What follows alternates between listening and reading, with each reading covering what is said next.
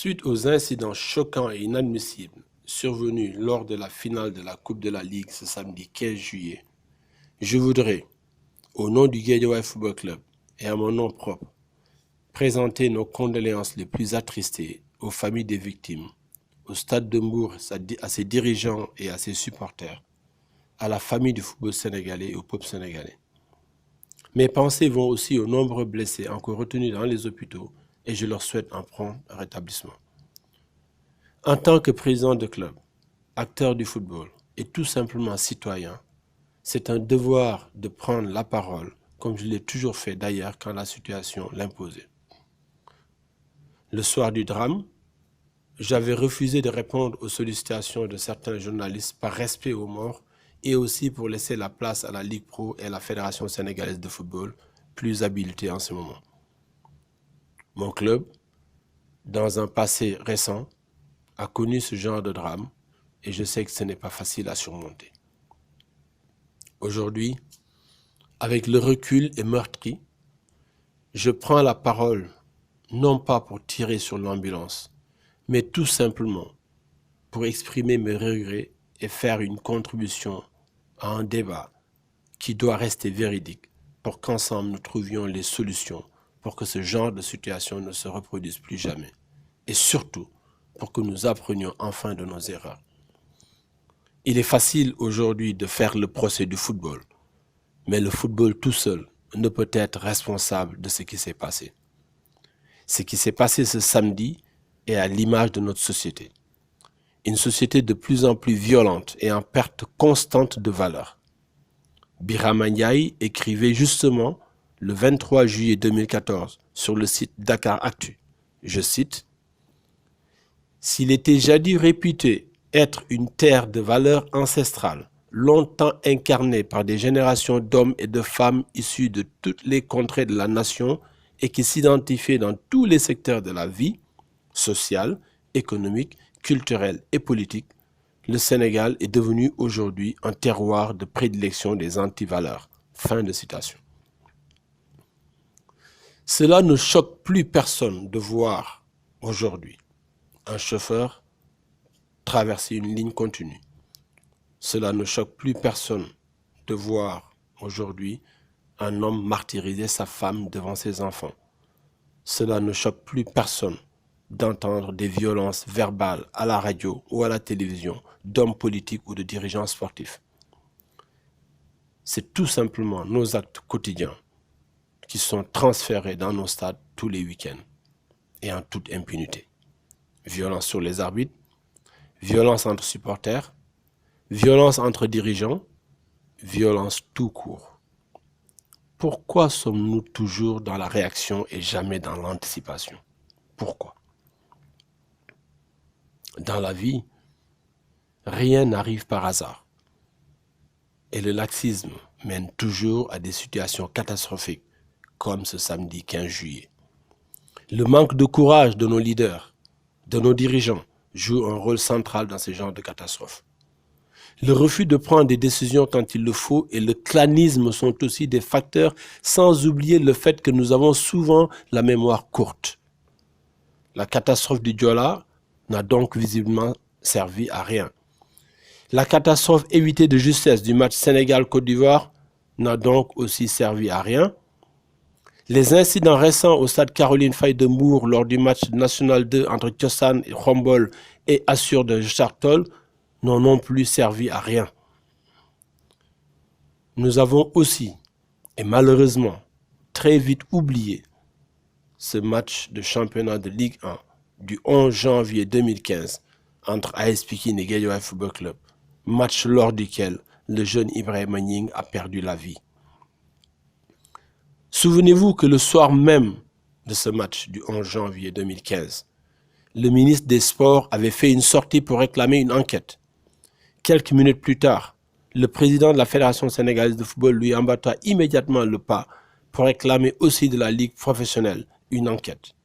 Normal donc que le même soir, le président de la Ligue professionnelle déclara devant les médias qu'une enquête serait ouverte pour faire toute la lumière sur les incidents de ce match. À ce jour, avez-vous vu ou lu une seule page de ce rapport? Avez-vous vu une seule sanction à part celle sportive de la commission de discipline? Je peux vous dire qu'à ce jour, aucun acteur de notre club n'a été entendu par cette commission d'enquête. Mieux, nous n'avons jamais vu quelqu'un de cette commission d'enquête venir nous poser la moindre question. Et je suppose donc que c'est la même chose du côté de l'AS Pikine, qui était le club organisateur de ce match. Pourquoi ne nous donnons-nous jamais les moyens d'apprendre de nos erreurs? Regardez à nouveau les incidents de ce samedi, visionnez les images et retournez les images du match, retournez regarder les images du match Pikine-Guédiawaye et vous verrez que les mêmes causes font, 2 ans plus tard, de plus gros dégâts. Les incidents de ce samedi posent plusieurs problèmes, dont je vous citerai quelques-uns. L'inexistence de cahier des charges pour l'organisation de nos matchs, que nous dénonçons depuis des années, mais on nous prend pour des fous.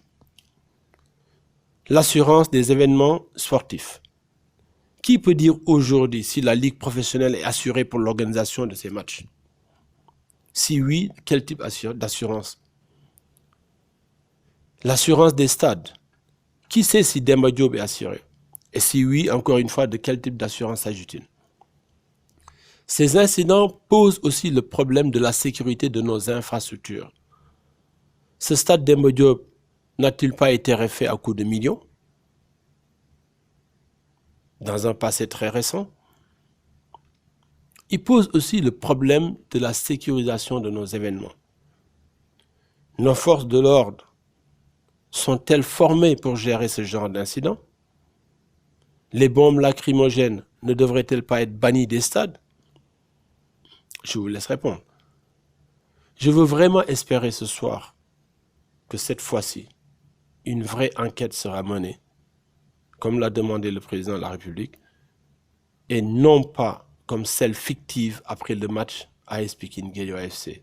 Et qu'au-delà des sanctions, le football et l'État, délégataire de ses pouvoirs pour que le football soit organisé dans ce pays, puissent se retrouver pour mettre ensemble un véritable cadre pour lutter efficacement contre ce fléau. Une enquête, oui, mais avec une commission indépendante pour éviter les conflits d'intérêts qui gangrènent ce football. C'est bien d'avoir suspendu l'USO à titre conservatoire. Mais la question que je me pose ce soir est la suivante. Il est où le chargé de l'organisation de la LSFP? A-t-on entendu le directeur du stade? Ou va-t-on l'entendre? A-t-on entendu le chef de l'unité de police qui coordonnait ce match? Ou va-t-on l'entendre? Toutes ces personnes doivent être entendues, et tant d'autres, car il y a eu homicide involontaire et blessure involontaire. Personne ne doit être protégé. Souvenez-vous, en 2009, en Côte d'Ivoire, après les incidents du match Côte d'Ivoire-Malawi, le responsable de l'organisation des compétitions de la Fédération ivoirienne de football a été condamné à 6 mois de prison ferme, plus une amende. Et toutes les personnes impliquées dans l'organisation, y compris le président de la fédération, le chef de la police qui était en charge de superviser ce match, ont tous été entendus. Aujourd'hui, les sanctions commencent à tomber. C'est très bien, mais ne nous précipitons surtout pas. La première erreur, à mon sens, est d'avoir fait lire le communiqué de ce comité d'urgence de la Fédération sénégalaise de football par le président de la Ligue sénégalaise de football professionnel, alors que sa structure était en charge de l'organisation de cette finale. La Ligue Pro doit en premier répondre aux questions que tous les Sénégalais se posent. Personne, encore une fois, ne doit être protégé et les supporters de l'USO ne peuvent être tout seuls des boucs émissaires de ce qui s'est passé la dernière fois. Bien vrai que leur responsabilité est totalement engagée, mais ils ne peuvent être les seuls boucs émissaires de ce drame. Les responsabilités doivent être réparties. Qu'on nous dise exactement combien de policiers ont été condamnés, ont été commandés. Leur répartition dans le stade. Qu'on nous dise quelles consignes ont été données aux supporters des deux équipes avant le match. Qu'on nous explique pourquoi les supporters des deux équipes ont été mélangés dans la même tribune. Qu'on nous dise combien de personnes y avait-il au stade. L'État, la Fédération sénégalaise de football, la Ligue Pro, doivent sévir et aller jusqu'au pénal si nécessaire car il y a eu des victimes. Il se pose aussi aujourd'hui le problème de l'indemnisation aussi de ces victimes. C'est bien que la Ligue professionnelle soit portée partie civile, mais on ne doit pas s'arrêter là. Il est temps aujourd'hui que les acteurs du football se retrouvent avec la société civile pour réfléchir ensemble, car l'heure est grave et les clans et les accords partisans dont sont habitués nos dirigeants du football doivent cesser. Nous sommes tous responsables de cette situation,